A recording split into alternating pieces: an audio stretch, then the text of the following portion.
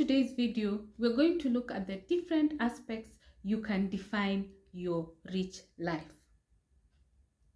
Different people have different approaches to what rich life means to them. It can be money, investment, love, family, friends, luxury, travel, and so many other definitions. Comment down below with your own definition. The first thing is defining your rich life. In our previous video, we covered different aspects of how you can define your rich life. Please check it out so that you can be able to link it up with this one. Hello good people, hope you're doing well. Jessie is my name, and on this channel we talk about finance, personal development, travel, and charity. If this is your kind of content, kindly consider subscribing and hit the notification bell so that you're notified every time we upload a new video. On to the video. So we are working on how to become rich. I have a few tips that I will put in place, because remember, this journey is not your journey alone, it's our journey, and we are working towards financial freedom as a team. So number one, I would ensure that I have a plan and I have set goals. First, you need to know where you are and where you want to go. That way, you will be able to start the journey. But if you're not even assessing where you are today, how do you plan for tomorrow? If you don't know how you got here, first, you need to know the things that you have done right, the things that you have failed, so that as you go along, you know what to fix, so that you can even do better as time goes by. Okay, so that is why we do the planning. Then we need to set goals. These goals must be SMART. That is specific, measurable, achievable, realistic, and time bound. Once you have done all that, you will be able to see, also boost where you are and where you want to go. Remember, as we said, rich life can be different things. Maybe you're focusing or you're targeting to have more time to yourself. Maybe you're targeting to have more money. Maybe you're targeting to travel the world. We all have different definitions. So this planning will help you plan in line with your desire. Not my desire, not someone else's desire, but your own. The second key thing you need to do is do not overspend. If you're working towards something, which of course, let's all agree, in this life you need money. So there is no one time that you will not need money to get to where you want to be. So ensure that when you're spending, you're conscious about your spending, especially if you have a feeling or you know you're a spendthrift. Be very conscious about every expense that you incur. What we said before is, if you're not able to control your expenses, number one, you can do the 24-hour rule. You see something, you like it, you want to buy, before you do, give yourself 24 hours to decide, do I need it? How often will I use it? Is it really worth it? Is even the cost worth it? If you still need it, maybe within 24 hours or 48 hours, then you can buy it. The next thing is, ensure that you don't buy things that you just keep in the house without using. Like, if you go to check your clutter, sometimes you will be shocked by the quantity of clutter that you have, and it is important to often declutter. It also helps you in becoming conscious about now your shopping habits. I mean, if you realize you bought something and you have never used it, then most likely you will not buy it the next time. Like we have said about spending, so you need to create more money to keep growing. So create a number of incomes. We have said time and again, you need active and passive incomes. And every time you need to be focusing on growing and growing.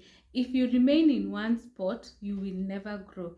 But if you start making effort and diversifying, you will definitely head somewhere.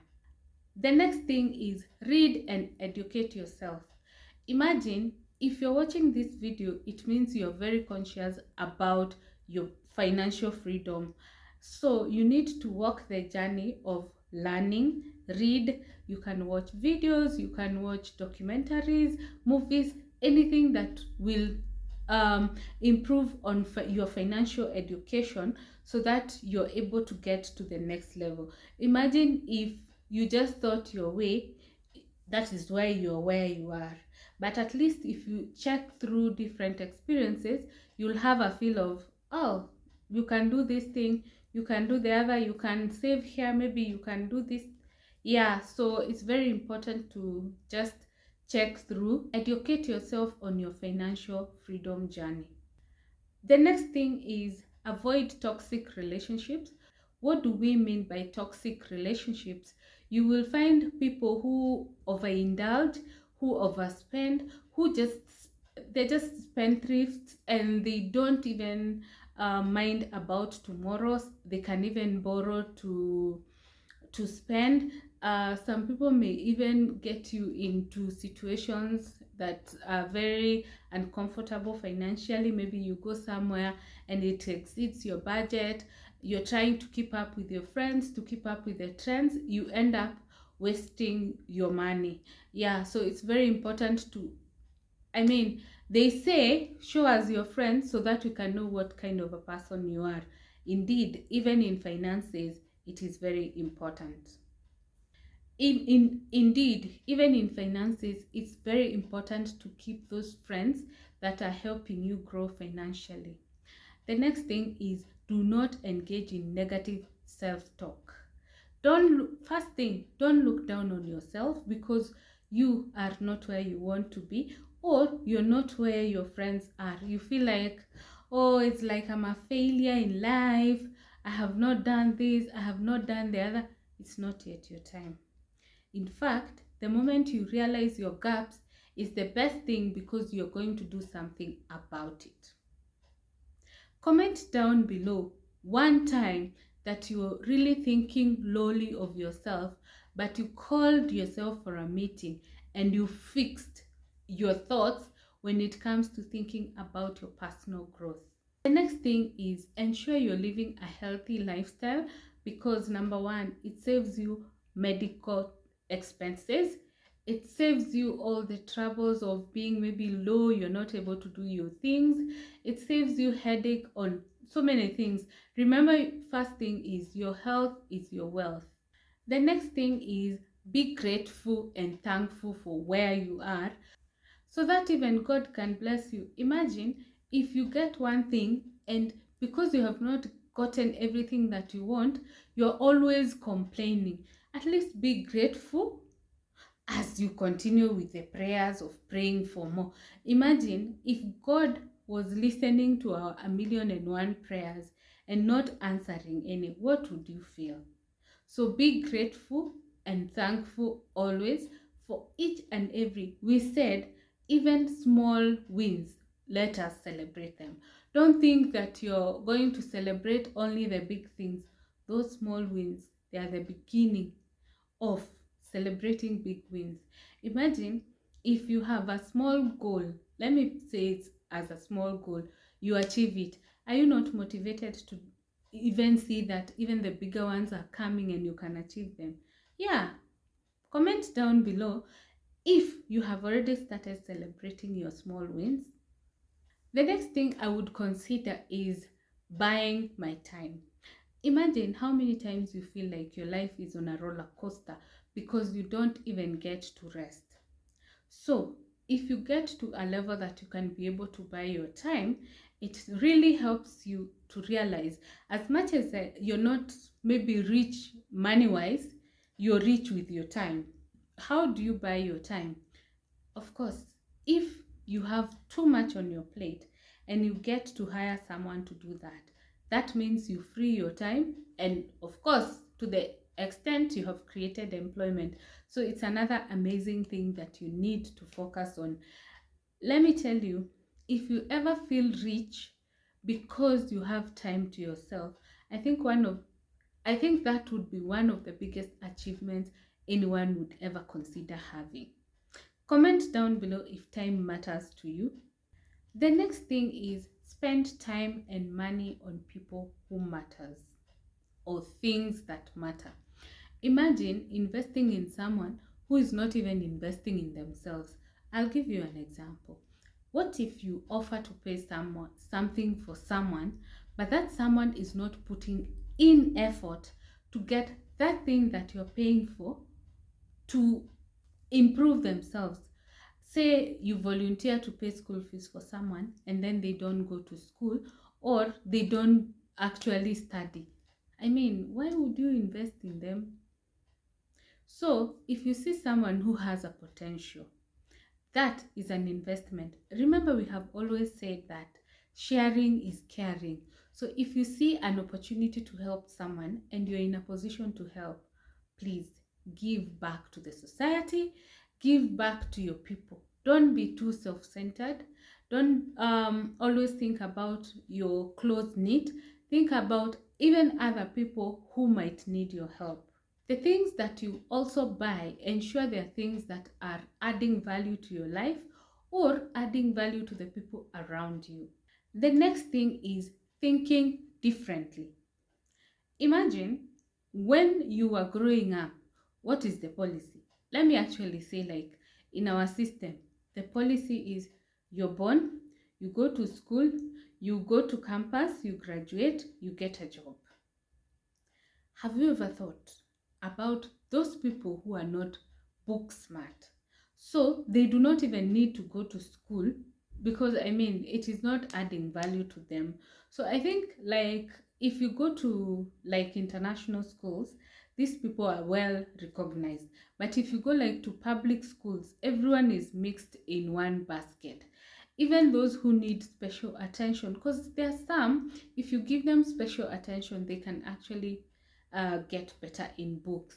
So we also need to focus and say, I mean, let us see what things we can do different so that we can change even one life at a time.